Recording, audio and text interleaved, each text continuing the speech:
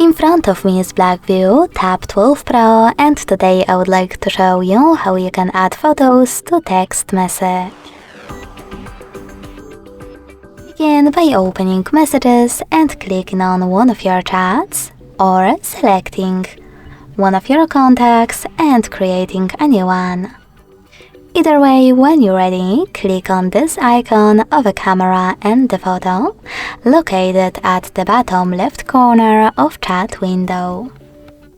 If your photos are recent, you can click on them right away. You can also hit Gallery, look for them over here, tap on the chosen ones, and select Add at the top right corner. Lastly, you can click on Gallery, select Folders at the top left corner, hold your photo over here, and to attach it, hit Select at the top right corner. Thanks so much for watching. If you enjoyed this video, leave a like, comment and subscribe.